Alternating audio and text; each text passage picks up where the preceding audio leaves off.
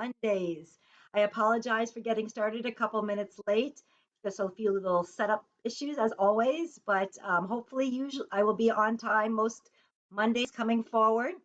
And I just want to expand upon, or maybe even just find your what I call your midlife mojo. Like getting your groove back, like Stella.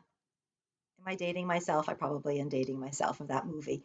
Well, anyways, as I said, I am really excited to be restarting. For those of you who, I think it's been over a year since I had started doing these Midlife Mojo Mondays. I used to do them in the evening, but I'm trying a different time, and I'm hoping that you guys will enjoy them. So every Monday, my plan is to go live at 2 p.m. Eastern Standard Time and talk for anywhere from 15 minutes to 30 minutes depending upon what I'm talking about, maybe even a little bit longer sometimes, but doing some kind of education piece related to us, the midlife women. So whether it's going to be related to our menopause, weight, libido, who knows, relationships, friendships. I'm going to do a little education sometimes. I'm going to do some DIY projects. So I have for those of you who don't know, I should probably introduce myself. My name is Jill Lebofsky. This is my group. Midlife Mojo, and I'm also the Amazon International bestseller of two books. You can kind of see them right up there. And in one of them, my No Sweat, It's Just Menopause book, I've got a lot of DIY recipes in there, as well as another DIY essential oil recipe book that I created just for the midlife woman. So I'll be demonstrating some of those recipes for you all to enjoy. I'll also be doing some other kinds of demos. Maybe I'm a Pilates instructor as well as an exercise instructor, so we may be doing some exercise demos and so forth. I've got a lot of just different things planned for my Midlife Mojo Mondays. But I absolutely would love if you have any topics that you would like me to address. I would love to. That really helps me kind of get an idea of where you're at. I draw my topics from what kind of the discussions I see going on in the group, from some of the questions I see asking, but always suggestions always are helpful because every week you got to come up with a great topic for people. Hey Janine, thanks for watching live. I appreciate it. So I do hope you who are either watching live or watching on the replay that each week you stay to the end of the video because I always at the end will offer some kind of either special offer that I have going on or tell you about an event I have coming up or something that you can win, some little raffle and so forth. So make sure that you tune in all the way to the end. I'll try to keep it exciting enough for you to stick with me. So before I start getting kind of really into the talk today, into talking about the 3 actions that you can take this week to rediscover what really just like lights you up inside, just let me make sure I know that you can hear me okay. Janine, you saw me wave, but just let me know that maybe you can hear me if you're able to let me know that. That would be really helpful. And then the other thing is, for those of you who have done lives before, you feel like you're talking to yourself. So just to kind of, it's not always sometimes a little unnerving. Oh, hey, Don. Good. That means someone can hear me. That's excellent. So, anyways, like I said, it's a little unnerving sometimes to do our live videos. So I like a little bit of love. So if every once in a while you'd shoot me off some hearts, that would be great. And I know people are out there still with me, still listening. I would appreciate that. And I'm not going to lie, I'll probably give a few more shameless plugs for some hearts because, who doesn't like a little pat on the back or high five once in a while? Okay, so let me grab a quick little drink of water. My sister made me this awesome little Midlife Mojo water bottle. Hey Marie, how you doing? Good. Good to see you on here. Thanks for joining me live. All right, so we're getting started. So have you ever heard of the happiness U curve? I had never heard that before. There's actually a book written called The Happiness Curve: Why Life Gets Better After 50, written by Jonathan Rosh, done on this topic. But just for a moment, just picture the letter U, right? The letter U, right? Okay. So at the tops here and at the beginning and the ends, the tops here are the beginning and ends of your life. And those are supposed to be the happiest times of your life. And then down here at the bottom of the U at the trough is midlife. All right. And that's we're talking about the happiness curve. So up here we're the happiest, and down here, according to science and research, people in their midlife years are kind of at their deepest, despair or whatever you want to call it, their least happiness. That's different levels for everybody. And they say that around 47.2 is really the full depth, age 47.2. And I don't know about you, but honestly, exactly at 47 was probably when I was in my trough there of happiness. So for those of you who are, if you're in your 40s, you can remember back to your 40s. Do you remember what you were experiencing, how you were feeling, maybe emotionally, at that point in your life? Just let me know. Um, it could be different for everybody. And then, for those of you who, are in your 60s or 70s, you're lucky. You hopefully are feeling a lot happier because science reveals that those in their 60s and 70s are usually in the happiest times of their life. And for those of you who are in that age range, would you agree with that? Please let me know because I'd like to know that it only gets better. And the truth is, I have a lot of friends.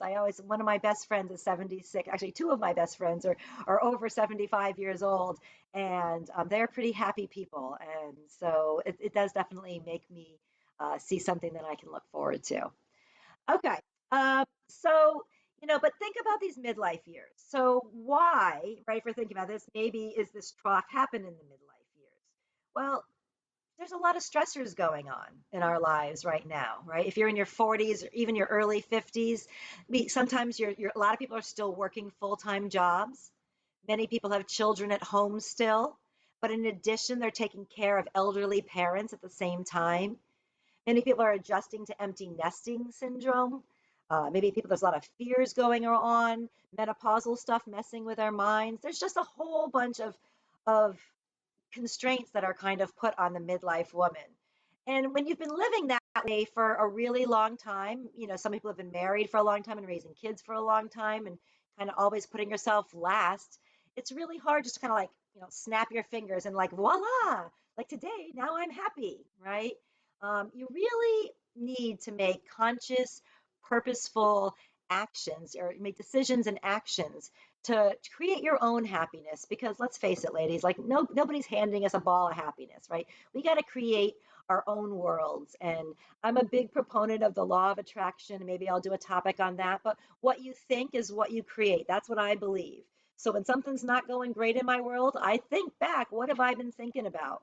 What have I been doing that maybe doesn't go against who I really am, that true me inside and where my joy lies? And I can usually see where my thoughts are causing that. So we cannot snap our fingers, but we can take control and we can change right this minute where we are in our happiness level. And when I talk about being happy, I don't mean like the opposite is, the depths of depression and misery and can't get out of bed and all of that. There's varying degrees of being happy. It just means for me, like the light within you has just kind of gone out. Like you just had, you used to be on this high and this light, big life feeling, this big light that you were shining. And it's just kind of dimmed over the years. And I just want us to crank that light back up so we can shine it back on everybody else. Because God knows we have amazing gifts, us, 45, 50, 60, 70-year olds. We've been here for a while. We've got a lot of great things to share. And, there really is a difference. You'll ask people, are you happy? Oh, yes, I'm happy. I'm happy. I'm happy. But there's a difference between being content, being settled, and being really like truly deep down inside, like wake up every day ready just to face the world with joy and greet everybody. There's a big difference in that, in my opinion, at least. I don't know if you guys feel that way, but that's kind of how I think. So, just on a scale of 1 to 10, where would you rate where you feel right now, like just in your life satisfaction, your just general happiness on a, 1 being the most miserable, 10 being, the happiest you've ever been? Where would you kind of put yourself? Well, you're thinking of that. I'm going to take a quick drink.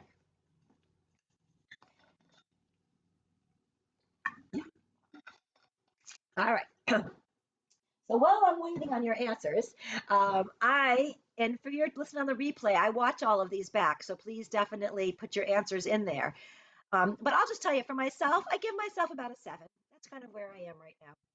It's been a really emotional year for me this past year. I lost a very, I share this in sometimes in some different groups. Some of you know this, but I lost a really good friend, 42 years old, three little kids to breast cancer this year. Uh, for those of you who are in Young Living, she was my Young Living enroller. And so that kind of threw me. And then within a few weeks after that, my father, I will preface this by saying he is alive, but my father literally like dropped dead in front of me on Father's Day, had to be revived, the whole 9 yards. And so that kind of shook me. And then I have another good friend who recently, her diagnosis has taken a downward spiral. And so all of this has just been kind of really making me think a lot about life, death, what really matters. Do I spend another hour on the computer, like, or do I go out and, be with friends or do an activity that really makes me happy? And back as of December, really the middle of December, I decided that I was choosing my happiness. And it's been an adjustment period. And I'm going to talk to you right now, get into a little bit about those three, things that I did to kind of get myself out of this uh, blah blah kind of is that a word, blah blah, that's how I was feeling kind of place, and start to try to kind of climb back out of that. And I'm also, I think I'm turning 50. I think I'm turning 50 in less than a month, so I'm sure that's playing a big part in me trying to kind of rediscover me and rediscover my happiness. And so I would assume that's kind of coming into play for a lot of you too, whether you already are 50 or not. We're in this kind of rediscovery phase, and it's a little unsettling sometimes and so forth. But I know that it's working, and I know that these little changes are evident because my husband just the other day recently said to me, "Honey, I don't see you working so much. Like maybe you got to get back to that." This is while I was in the middle of like painting my table, doing some painting some furniture the other day, and I told him, I said, "No, I'm making this conscious effort not to work because the truth is I do love what I do, and I could be on the computer all day, but that's not as that's not we need balance, and I want other outside things to make me happy as well, because right, like all work no play makes Jill a dull girl. All right, so before I get right into these next three steps, I want you guys just to, if you can, drop in the comments a GIF, GIF, right? The GIF, one of those little pictures about, or a picture that you've got on your phone about something right this moment that just makes you happy.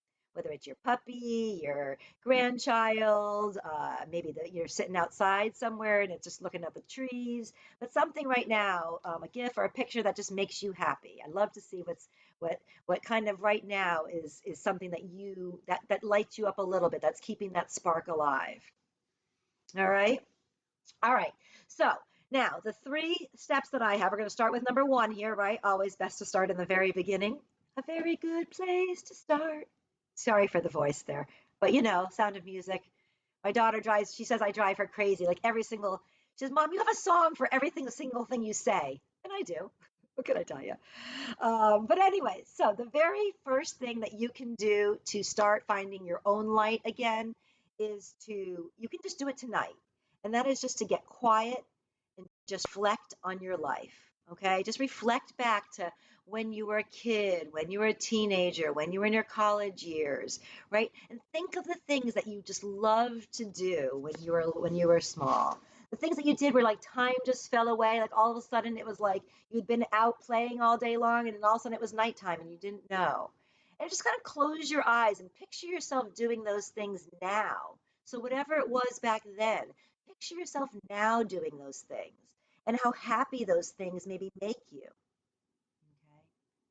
When you think of these things, you almost don't, you really have to make it feel so delicious that you don't even want to open your eyes. You want to stay in that reverie and that dream life that you've got created of yourself doing this happy activity. Okay. Because taking time and quieting your mind, it's just a must. We all run. I mean, I speak fast. For those of you who know me, I run fast. Everything I do is fast.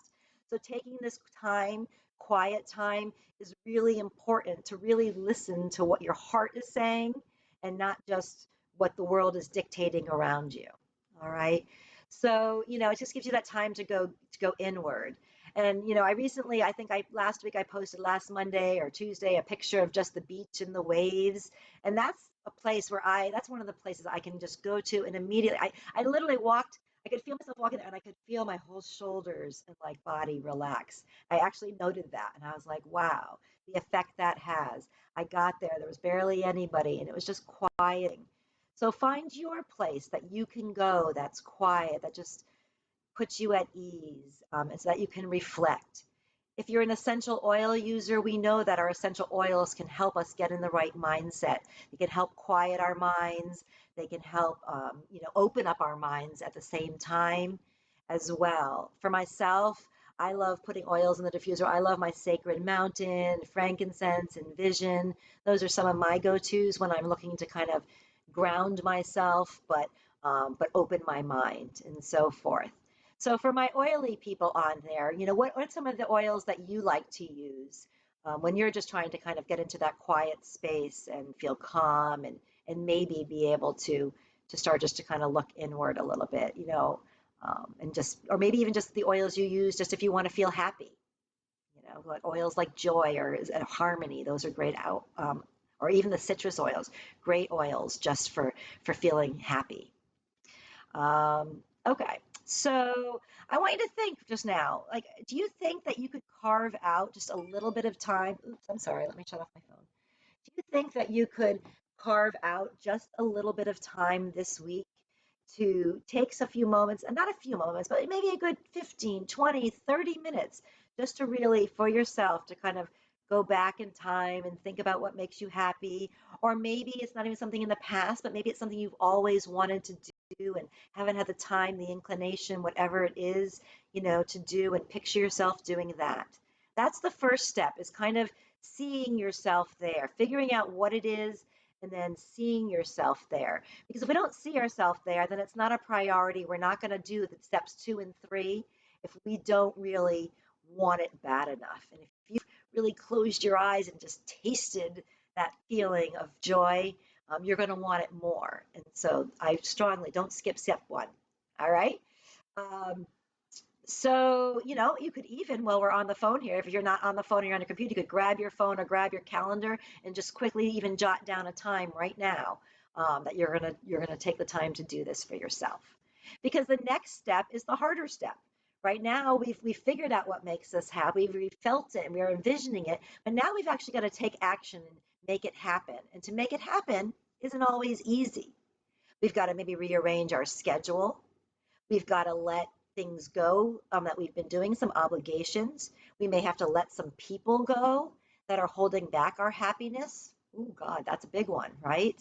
Obviously, when you're on a quest, you don't want to be, for happiness, the last thing you want to do is be stressed. So you've got to figure this out. You've got to make the time for it. You need to accept that some things are just going to have to change. All right. If you really want to reach that number 10 on that happiness scale, you've just got to be open. And that's a hard thing for a lot of us. Our comfort zone is a great place to sit. We're very comfortable there, right? But if we really want to take our lives to the next level of joy and happiness and experiences, then we may need to do some changing up a little bit. I don't know. Does anybody like to swim? Was that maybe something when you were a child you like to swim? Maybe you love the feel of the water on you. Maybe that feeling of being underwater and the rest of the world's turned off. That strength you feel when you're swimming.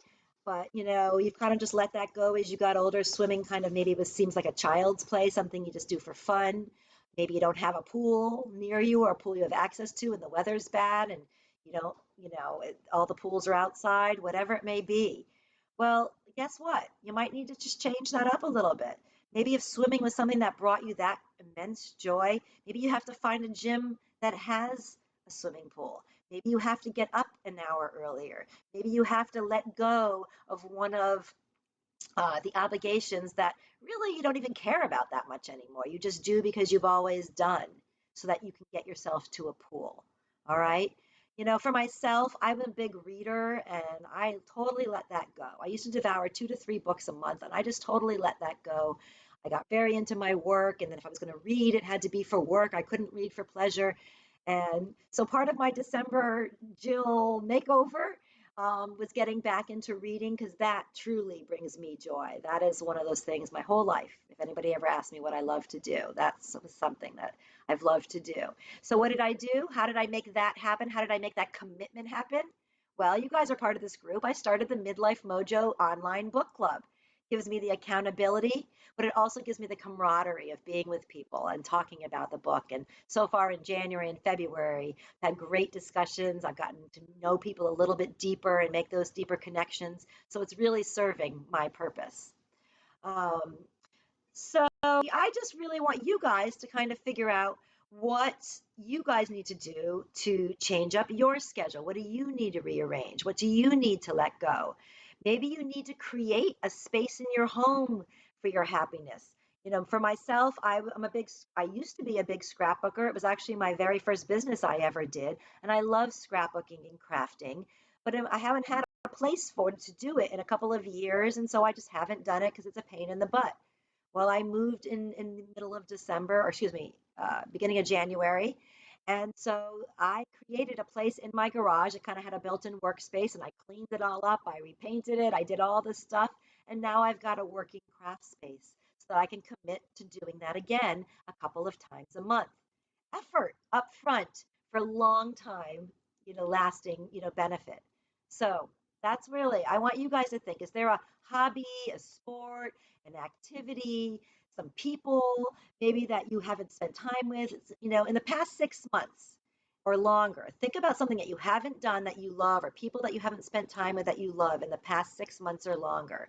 And think about what is stopping you, all right? And what you're going to do to change that, right?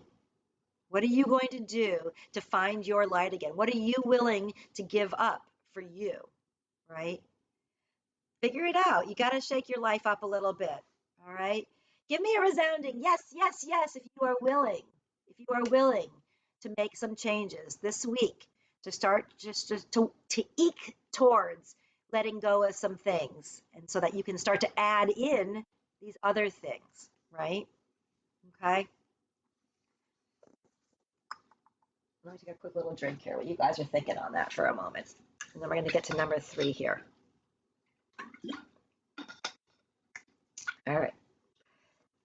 So the last thing after getting quiet and reflective, and then after rearranging your schedule and letting people and obligations go, is to make a really solid commitment to doing them.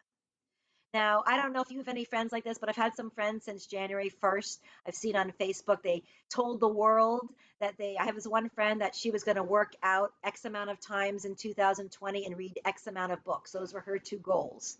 And so every couple of weeks she'll post, 47 workouts to date and, 10 books to date. And she kind of updates us. I know when I want to commit myself to something and I'm afraid I might not do it, I let everybody in the world know I'm going to do it. It's for me some kind of built-in accountability. Maybe they could probably forget about it or not care, but in my mind, everybody's watching to see if I'm doing it. So it helps keep me accountable a little bit. And, that was, I had to get back into an exercise routine. I hadn't been in a solid, what I would consider a solid exercise routine in over a year. And it took me about a month of the new year to get back into it. But about 5 weeks ago, I joined the gym, and because my back was bothering me and Pilates was important to me and I needed to commit to it. And so I am now proud to say this is the 6th Monday in a row that I have gone. And my teacher asked me, so how do you like it? How does it feel like being back? And literally, like, it just shot out of my mouth. I feel like me again. Like that was how I feel when just by doing that activity. And I want all of you guys to feel like you again. Menopause messes with our minds. All the stress messes with our minds. Getting older, right? I'm turning 50. Kind of messes with your mind. Turning 60, turning 70. All that stuff. So if we can find those things that make us feel like us again, and our true authentic selves, how happy can we be, and what a life we can have. Okay, so it's time. It's it's time to get happy, and I'm really out there trying to spread this happiness, spreading my mission, spreading my message to other people. That's why I've created this group. We almost have almost 400 people in this group. I am so excited to see how this grows over the coming year. But if you have any friends who would like to join this group, please invite them. I would love to have more people join in our conversations. As I said, I'm going to be doing these lives. Right now, I'm saying 2 o'clock on Mondays, subject to change, but that's right now what I'm trying to commit to. Um, and but what I did do, and if you could do me a little favor, is I created a new business Facebook page in my name, Jill Lebofsky. I had one in my old business name, and Facebook will not let me change it, so I had to lose all of those followers. But that's okay, because I am Midlife Mojo, and that's how I want people to know me. So I'm going to put in the comments, but if you can even look for it, it's called Jill Lebofsky. So my Facebook name is Jill Kaufman Lebofsky, but my business page is Jill Lebofsky, and just give it a follow or like. I would really appreciate that so I can just get those numbers up. I really appreciate the support. That would make me happy. And if you do that for me and then you come back to this video in the comments, write done, I'll enter you in a raffle that I'll draw. What's today? Today's Monday. So I'll draw on Friday just so we can get some people watching the replay and so forth. But on Friday, I'll do a drawing for anybody who's gone and liked my business page and let me know in this comments here, done. Or if you've already liked it, you can write the word done, and I will enter you in a contest to win a 10 milliliter roll on of happy roll on, right? We're talking all about getting happy, so I'll give you a little happy roll on for that.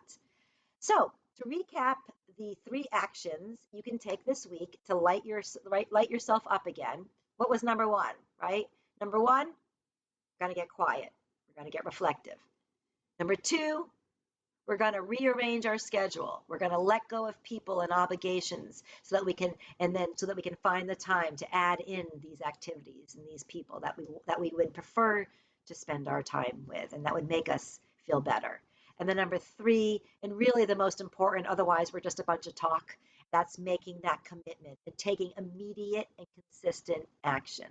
I have committed to 1 time a week Pilates, 1 book a month to read, and 2 to 3 craft projects a month. That was my commitment to myself and to be in integrity with myself, right? If you guys read that book, The 4 Agreements, to be in integrity with myself, I've got to stand by that.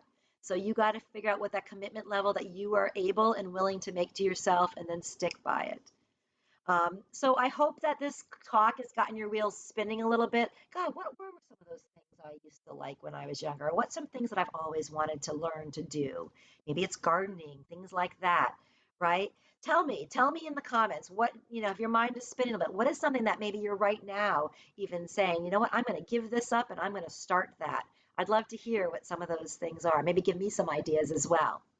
And if you'd like to have some more fun in your life right now, then you could definitely join my Midlife Mojo virtual book club. We meet the 4th Wednesday of the month. There is an event that is created in this group, so you can look for the event. I'll also post it in here and join it. We've got a great book this month going on, but that's where all the details are. But definitely try to join us live. It's been a really fun time both times I've done it. And that is it. All right. That is it for my first reboot of Midlife Mojo Mondays. I hope you'll join me live 2 p.m. Eastern Standard Time every Monday. Shoot me off some topics that you'd like to hear and just go out there this week and just rediscover what lights you up inside. And I, as always, am here to support you on the Midlife Mojo page. And just everybody have a wonderful, wonderful, and happy and purpose-filled week. Have a good one. Thank you. Thanks for watching live. Those of you who are on live, I do appreciate you sticking with me.